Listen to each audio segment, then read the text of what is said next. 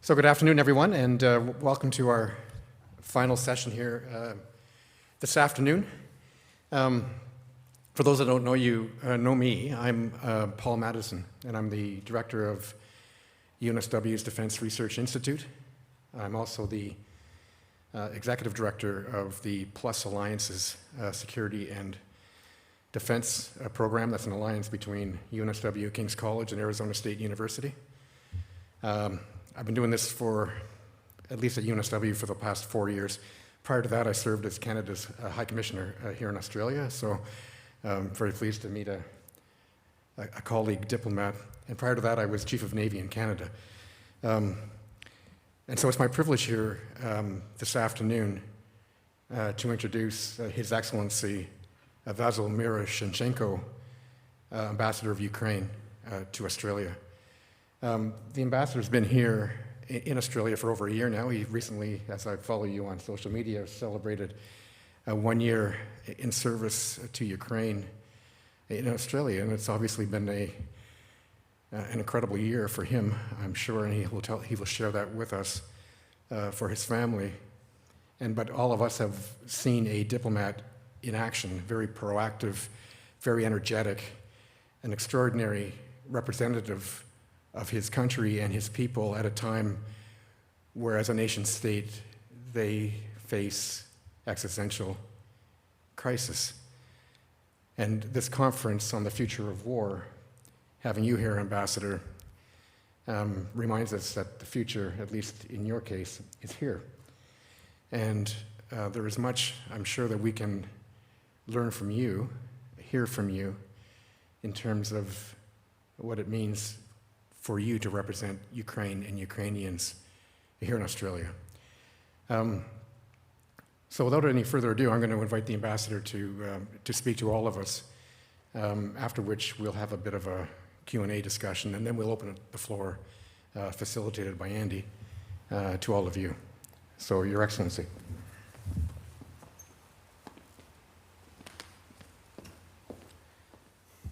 Thank you very much for your kind introduction, and I didn't realize your Canadian connection, but it's good that it's out there because I've had a great time in Canada about 20 years ago, over than that, as an intern in a Canadian Parliament, and I spent there 3 months on a hill working and as an intern, so it was a good experience for me to learn more about the parliamentary democracy and see how democratic societies work. And then when I came here to Australia and I kind of learned more about how your parliament functions, and I've just realized that I've already seen it in Canada that functions the same way, which is a British parliamentary system, and it's the only difference is the chambers, right? There is only one chamber, right? In Canada, there are two chambers here. But anyways, look, I know that you've had an intensive 2 days already, and I'm kind of the last speaker for today, and I understand we have people here with defense background, and there are people who are studying and others. So you really know the topic, right? I'm sure all of you are following what's happening, and so I would like to sort of delve deeper into some of the issues which might be interesting for you to look into. From a different perspective, because I can go into my usual spiel when I kind of talk more about Russian invasion, what all happened and what's next. Happy to talk about that in your Q&A as well and share some of my insights on what's happening. But I think what is different this time is it's kind of a unique combination of the warfare. So on one hand, we have high-tech stuff, we have technology, and the way the technology is being deployed, including the electronic warfare, including the drones, including the targeting systems, it's all very sophisticated. But at the end of the day, it's all still about artillery, tanks, and the personnel, which looks like the footage from the World War I, basically, right? And this is what's happening in Bakhmut, this is what's happening in many other places in Ukraine. And I think that a lot of analysts and strategists before, they were all talking that the future wars will be all about cyber. It turns out it's not true. Cyber will be there, and Ukraine is on continuous cyber attacks, and had to actually mount a massive defense on cyber, but at the same time we see conventional war happening and trenches and artillery, and all of a sudden we learn that we all run out of 155 millimeter ammunition. And this war has really exposed many vulnerabilities of the governments, vulnerabilities of democracies, vulnerabilities of the defense forces, and vulnerabilities of the defense industry. We see how nobody was really prepared for this war globally. And just one of those examples, 155 millimeter ammunition, as you know, the stockpiles are extremely low globally, and all the production which is currently in the US and probably Canada, if you have any, I'm not sure if you do, but if you combine all the North American production and then you take all the production of that in Europe combined, and given that all of that is given to Ukraine, it will last only 3 months in Ukraine. So that's already saying quite a bit, and the industry is trying to catch up with the needs of that, and it's not that easy, right? So most of the javelins were already used in Ukraine, the same as Stingers, right? So javelins are going to be relaunched in production as well as Stingers. So a lot of those stockpiles which were out there, they're not used at that scale that they've been used in this war. And while that's a lesson learned, and of course, when everything is all right and there are no big wars, governments are prepared, defense forces are prepared. But I think a lot of things are changing when the war starts. And in a way, I was still in Ukraine when the war started. I was in Kiev, and I was running a business actually, and my 20 years in business. And only recently I became an ambassador as a political appointee.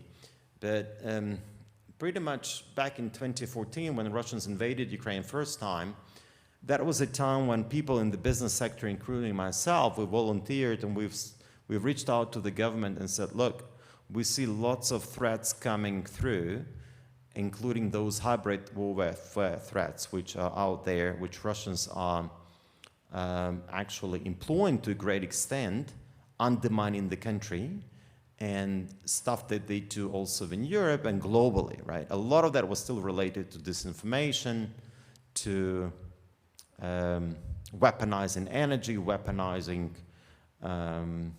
economy and trade, weaponizing culture, or just generally just going out there and bribing people, buying people, putting them in the honey traps and using it as a leverage against politicians in Europe. As you know, the entire government in Austria has collapsed because of their links to the Russian oligarchs, right? So there are many different ways what Russia is doing to undermine democracies, and of course, how they do in Ukraine, they're just basically, intervened and are just killing us in large numbers. But I think a similar playbook is also used by other authoritarian rulers. The same is pretty much the same playbook is used by China, maybe a bit more, I wouldn't say it's more sophisticated, but I think it's probably not yet as bad as what Russians are doing, including some of the assassinations of people in other territories and other things that they do. But generally what we have seen, and Russia and Ukraine has been exposed to that for over a decade, right? So we've been exposed to the Russian influence, Russian malign influence for pretty much for the last 20 years of Vladimir Putin's rule, because the goal of Vladimir Putin was to destroy Ukraine's sovereignty. And he pretty much pursued that goal since he became a president in the year 2000. And there were different ways how he tried to undermine Ukraine. Of course, his plan was to take over Ukraine naturally, politically. And his goal was he sponsored the pro-Russian parties in Ukraine. His people owned media assets in Ukraine. And his idea was to get a president elected, which would basically strip Ukraine of its sovereignty and join the Eurasian Customs Union, which would then technically mean the resurrection of the Soviet Union. So as simple as that. It didn't happen. In 2013, when Ukrainian people learned that he decided not to sign a free trade agreement with the European Union, they went on the streets, and there was a big revolution of dignity which happened. And this is pretty much then led to the use of the internal police to crack down on those demonstrators, and they later on led to the deaths of 120 people, which then led to the ousting of Viktor Yanukovych, who was the president, who was a pro-Russian president at the time, and he pretty much was in Putin's pocket, depended on him too much, and then he fled to Russia. And Russians decided to grab Crimea, they intervened there in the east, and this war has been going on for 8 years, right? About 14,000 people been killed, a lot of people went through combat, and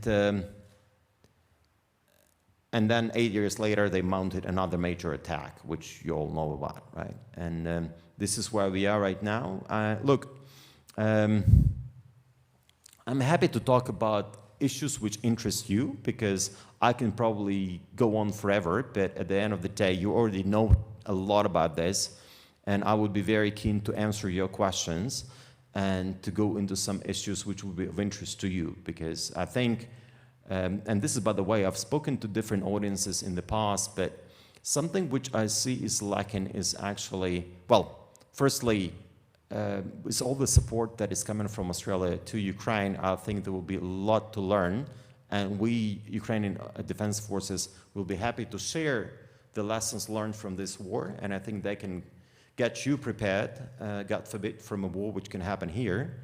That's one thing, and I think we'll be able to share that experience, because a lot of things we had to learn on the go, and especially how we use new platforms, especially drones, and you've seen how effectively drones been used in this war. So there will be a lot to learn, but also in terms of how it's all unfolding, and how we are forced to innovate on the go. We just don't have any other option, and being pretty much constrained by time and resources, we sometimes have to be more innovative and to be thinking out of the box to fight the enemy. So this is where we are. But also, look, it's you know, what we have managed to achieve so far is that the Russian military objectives were not reached. We disrupted that, and in a way, I think the myth of an almighty Russian army was destroyed. As you know, all the analysts have predicted that Ukraine would fall in the first 3 to 7 days of the invasion. Maybe that's the reason why Ukraine was not getting any military assistance. I mean, at a large extent, because Ukraine was being prepared for a guerrilla war. Hence, we're getting NLAWs and javelins, but not heavy equipment and artillery, what has come a bit later. But the reason we got it eventually from our partners is because Ukraine has demonstrated that we are ready to fight. And there is a lot of talk about that resilience, where it's coming from. And I think it's difficult to answer that question, because we still need to research that much bigger. But I think the resilience is coming from the fact that we've had this war for 8 years. So in a way, our society got used to the war. And then because we had already many people who've gone through combat and they were in active reserve, they all kind of went through. And then you could see how many people have volunteered and joined the army and are ready to fight. I often ask one question. This is, of course, a different audience from what I can see, so I'm not going to be polling you here. But when I go to a general university venue and I see 200 students, I ask one question: please raise your hand. How many of you are ready to fight for Australia? And there's also kind of a more follow-up question: how many of you are ready to die fighting for Australia? Not many hands go up, about 10% go up. And the thing is that probably it's all right, it's good not to have the sense of urgency, because you haven't had the experience. I mean, the last time something happened here was during the Second World War, and it was a bombing of Darwin, right? But at the end of the day, you haven't seen the war for a long time, and probably it's good that you didn't see it. But the fact that it can be coming here, and it could be soon, you never know. I think you have to be prepared, and I think it's all about being, robust and vigorous and resilient, and make sure that you're prepared in case it comes. And I think that's important to invest in your capabilities. And I think you've been discussing that a lot here in this seminar. So you probably know more about that than I do. But generally, what we really see is that the world has not seen such a huge deployment of troops on the ground, which we see currently in Ukraine, which was what Russians have done, and the weapons which are being used. And I've talked to a number of people who've been to Iraq and Afghanistan, and then they ended up in Ukraine, and they said, well, look, what we've seen in Afghanistan and Iraq, this is just two different worlds. In terms of the weapons which is being used by the Russians, the supersonic bombs, the thermobaric bombs, and all the most sophisticated weapons you can imagine, which were not available in Afghanistan or in Iraq. That was a different warfare. And you could be out there on the training grounds in western Ukraine, just 20 kilometers from a NATO border, and these missiles come and you're gone and you're dead. And over 50 people got killed there in the early days of the war. So, that's what it is, and there's nowhere you can hide. If you don't run into the forest on time, you're gone. And that's about almost 1,500 kilometers away from the Russian border, and this is pretty much next to Poland, but Russian missiles can make everywhere. And especially for all of those supersonic missiles, there is no defense. They've been destroying our infrastructure. 50% of the power generation infrastructure was destroyed.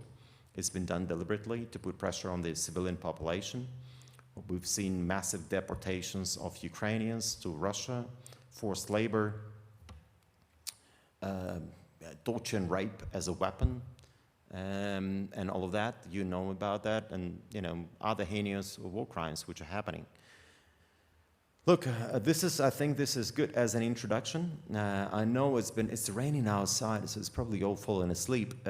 So let's get you ask me some questions. I know that we have some questions from the moderator, so happy to take those, and then we'll just play according to the plan. Good?